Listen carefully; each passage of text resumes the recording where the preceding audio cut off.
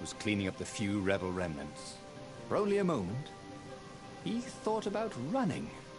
But heroes don't run, even when the world is against them. Even when their cause is hopeless, and their efforts futile, and pointless, and useless, and death painful and guaranteed. He's decided to stop thinking for a while.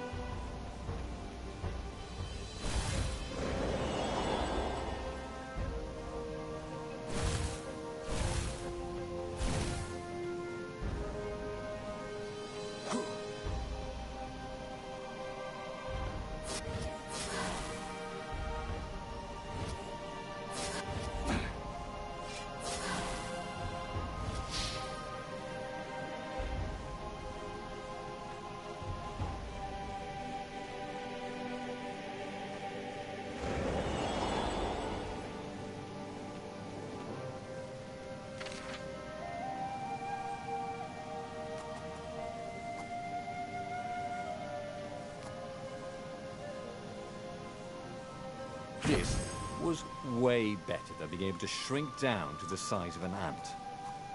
What was that all about, anyway?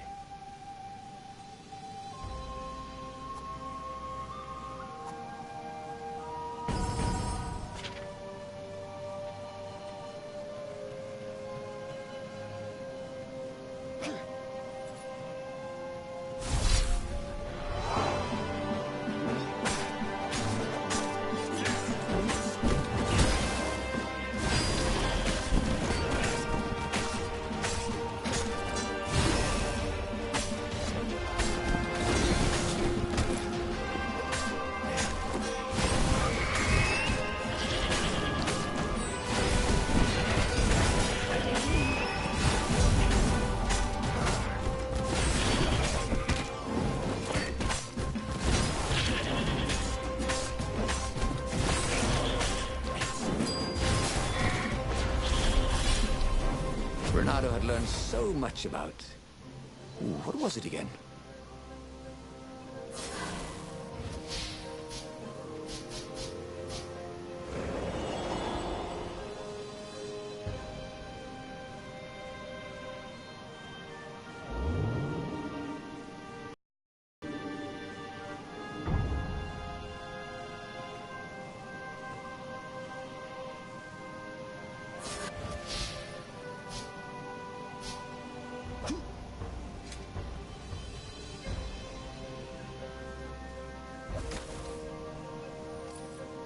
Don't look down, he thought.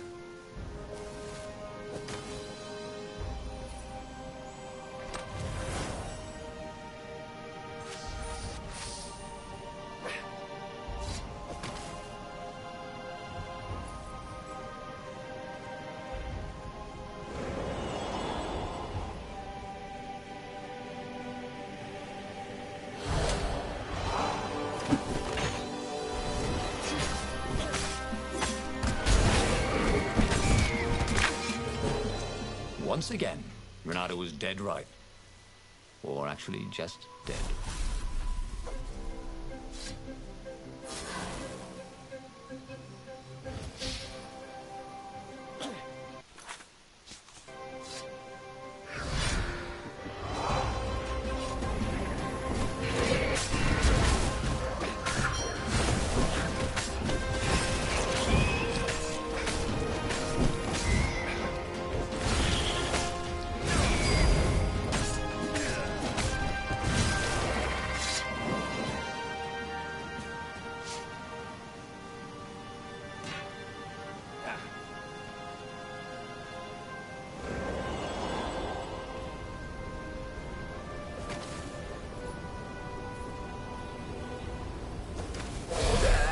Traitors!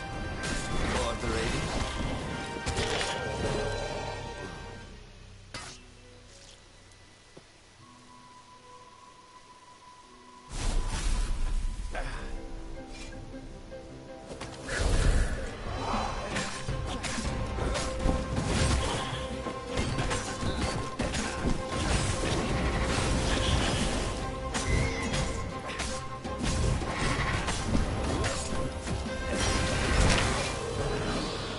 Let's have Paris, he thought. And then he died.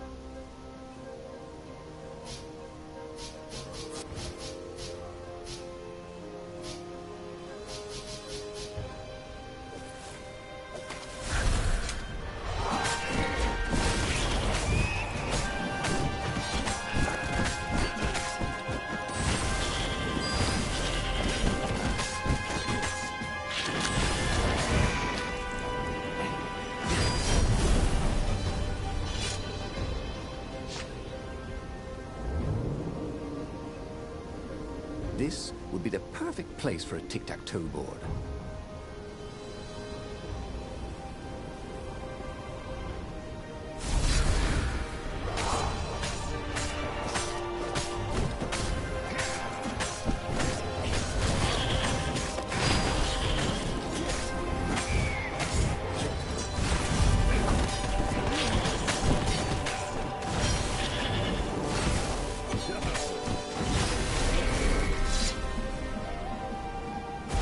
Renaro's arm was sore, his armor wet with raven blood.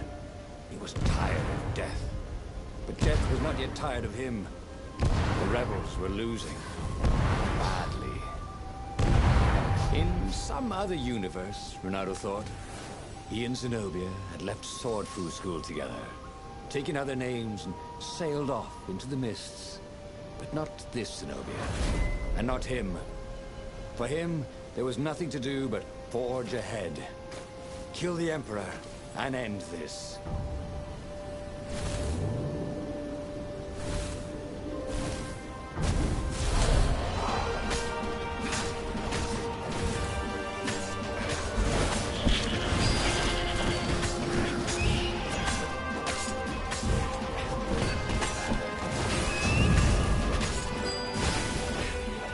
His mother never let him wave his sword around at home. He guessed he was still compensating for that.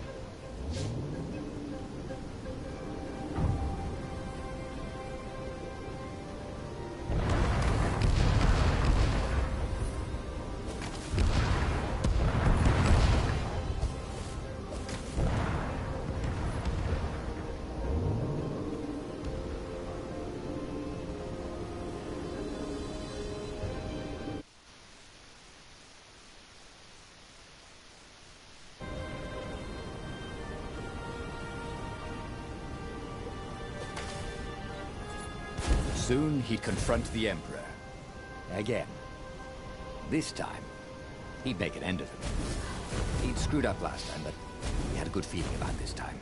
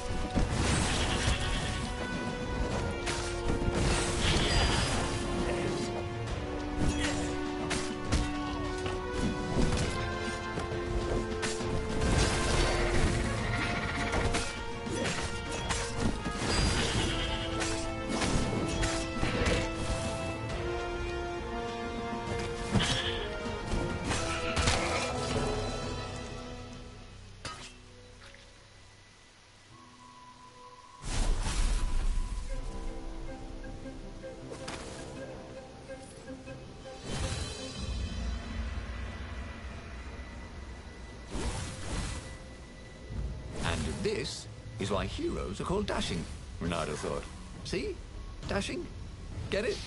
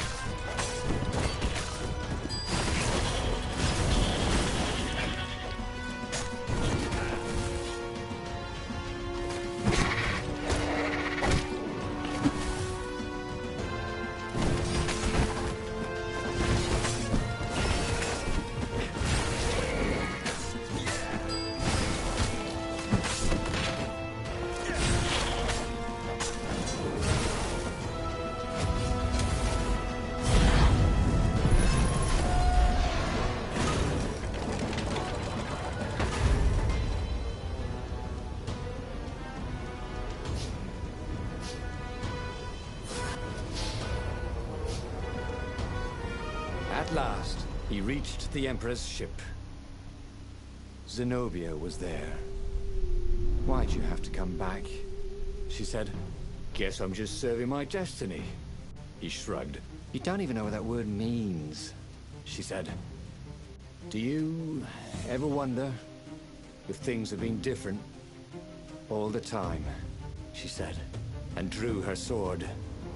In the end, Bernardo lay bleeding out on the deck. Zenobia sat by his side, upset. "What are you so upset about?" he asked. "You wouldn't understand. Why didn't you tell me you were going to leave school? I was afraid you'd convince me not to." "I guess I'll have to buy you a drink in the halls of the Valiant then," he told her, and then he was gone. Okay, that was weird. He could have sworn he'd just died. Instead, he was on the Farfarer, sailing away from Ubar. And it was still burning. He'd fled burning Ubar years ago, hadn't he? And now he was back there. Had all those years fighting the Empire been nothing but a vision into the future? A useful vision if it was true. He'd learned something. Zenobia still had feelings for him.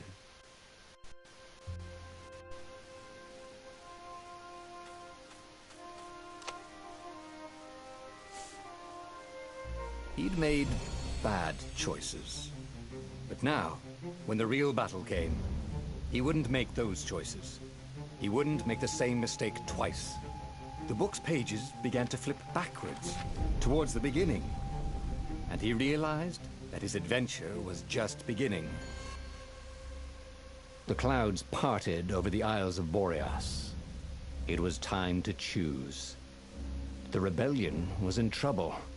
Ravens were scouting for the secret rebel base. They needed a game changer. Pieces of the Sky Ripper had surfaced. Or so a scholar in the mountains had told him.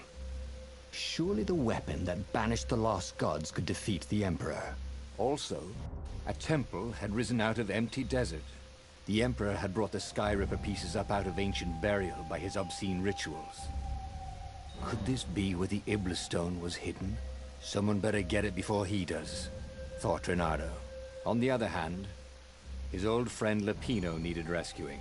Lapino was no game changer, but could Renato really leave an old friend to the Ravens?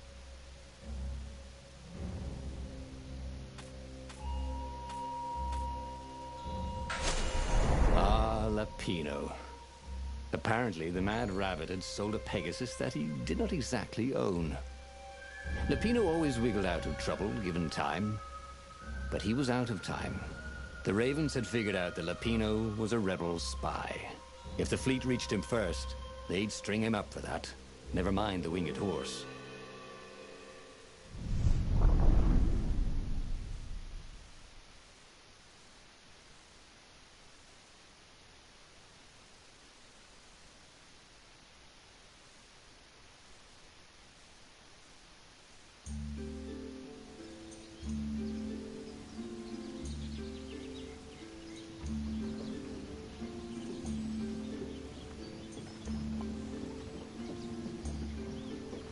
Lapino had apparently managed to confuse the judge by arguing that he hadn't actually stolen a winged horse. He'd only sold it. But wait, where was the prison? The village was empty. Had everybody fled the ravens? Come over here.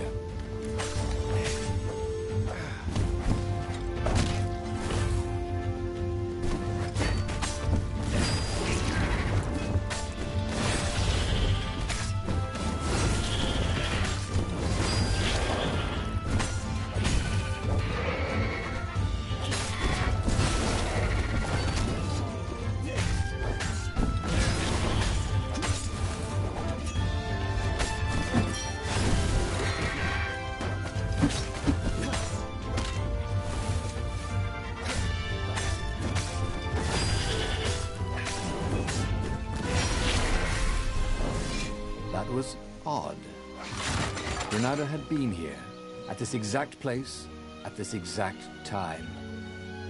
This time, there were so many more ravens.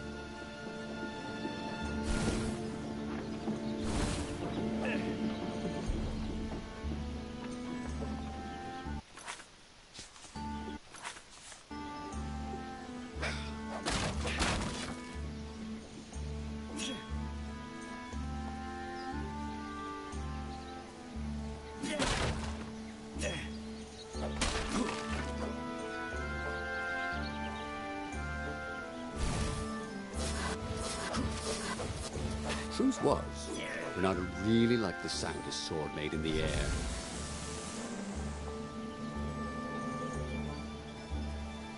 The village looked so peaceful. Were the villagers hiding somewhere? Of course not. No matter how much he searched, he would only find ravens here.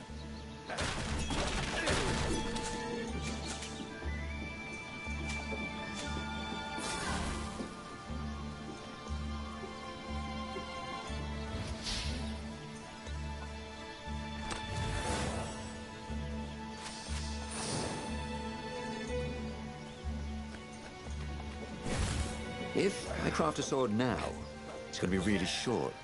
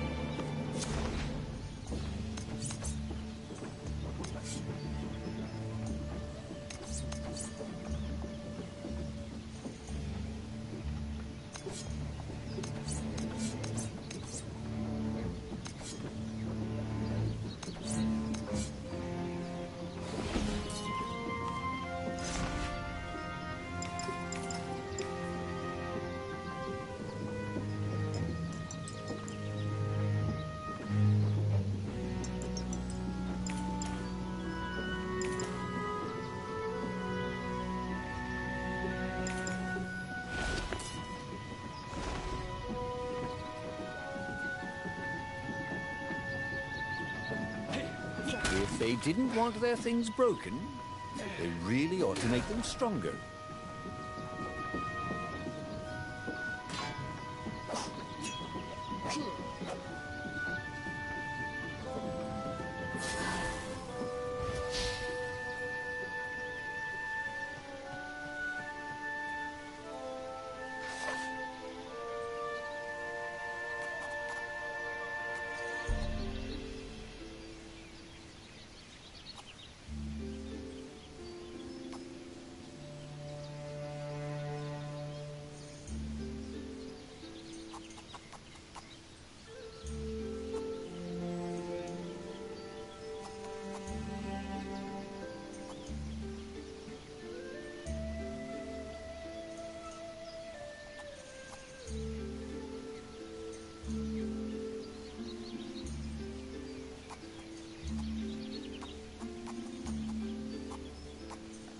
Every day he was getting better and better.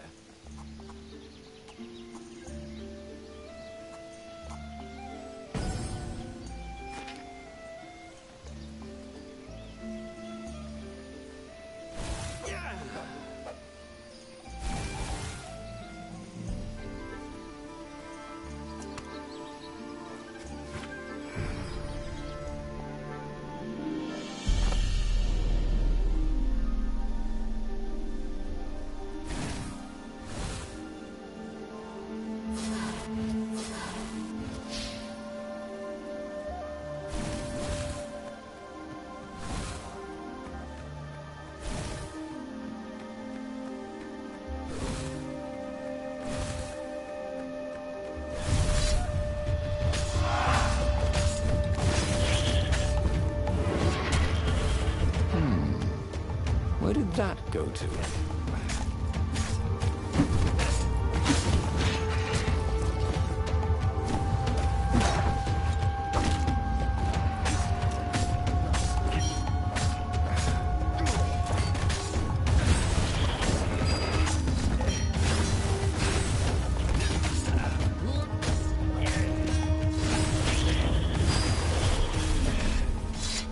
Ravens were landing everywhere. The advance guard. He'd better get moving. If they got to Lupino first, they'd eat him for breakfast. Or a snack. Ravens weren't picky. If they got hungry, they sometimes forgot to interrogate their prisoners. Even top spies like Lupino. Where had the mad rabbit got to?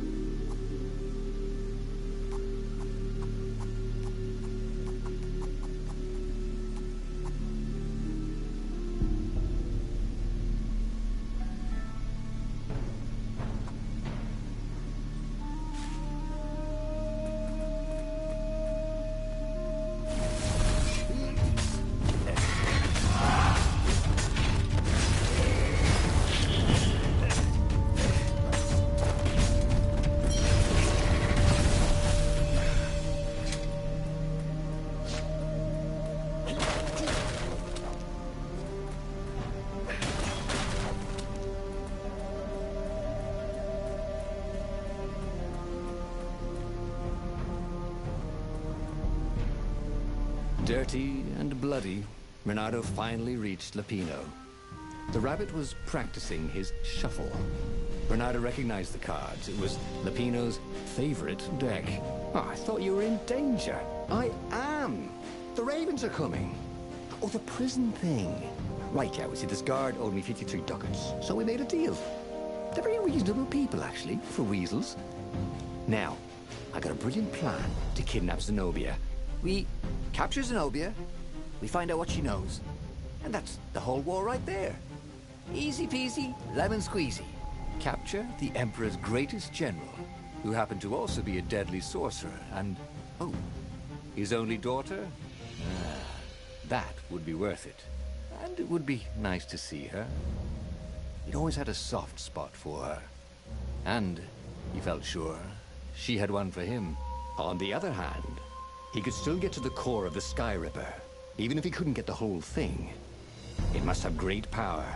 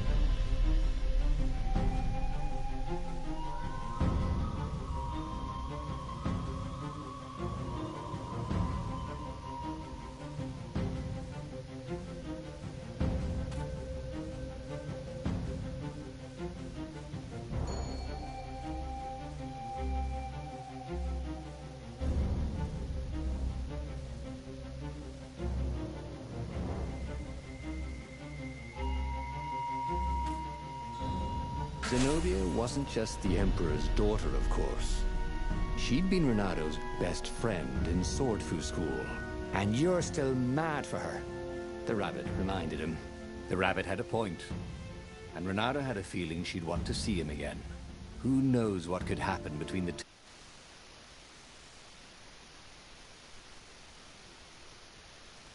He knows all his plans, chuckled the master spy.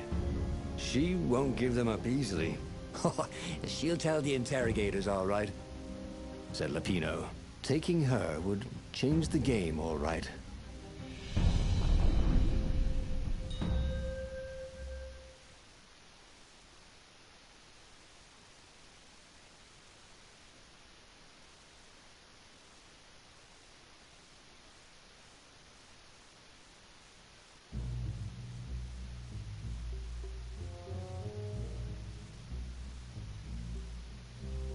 The city was already under Zenobia's control. I had to admire her efficiency. Renato shivered at the thought of Zenobia at the mercy of the interrogators. Could he really turn her over to them? But this was war. It wasn't meant to be pretty.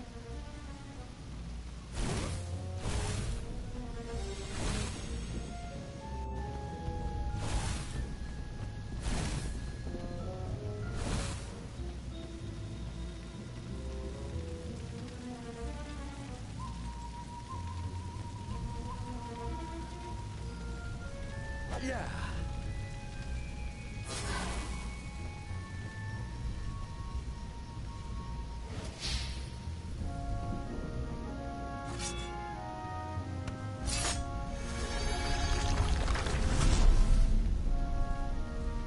Now, before I kill you guys, Renato said, do any of you know where I can get a good smoothie around here?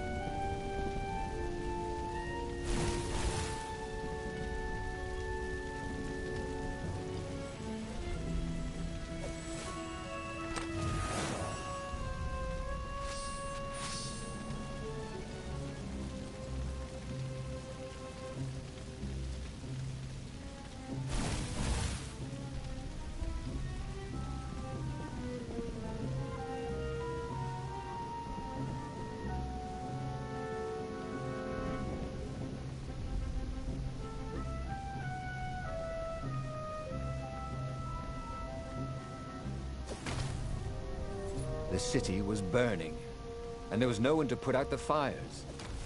If somehow Zenobia survived her father and inherited his crown, what sort of empire would she be heir to?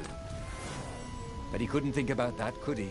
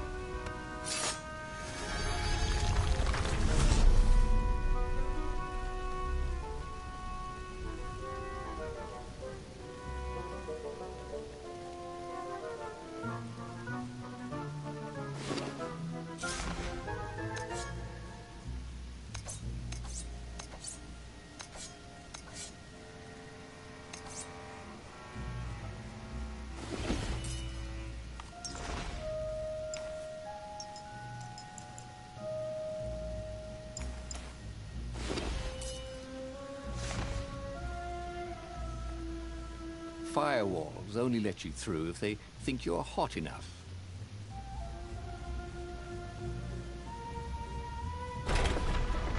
What exactly was Lupino up to this time? You could see the wheels spinning inside his head. They made Renato dizzy, in fact.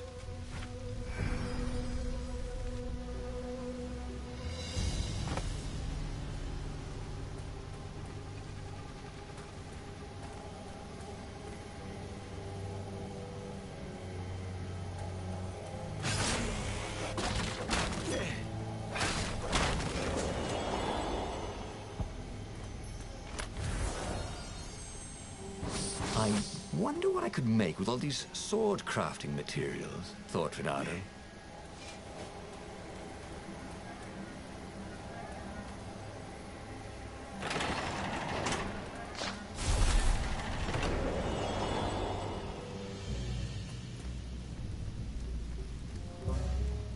So, what's this plan of yours? Use me as bait, said Lupino. And he outlined a slightly complicated plan that involved geese, a net,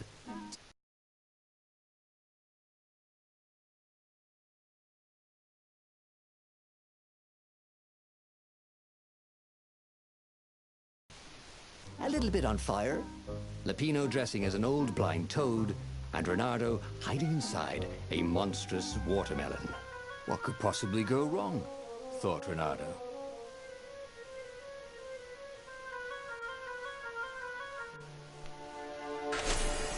Oh, this is going to be fun, said Lupino, as he ran to go set up his marvelous plan. Hey! Hey, a workbench! He could try out his new bling.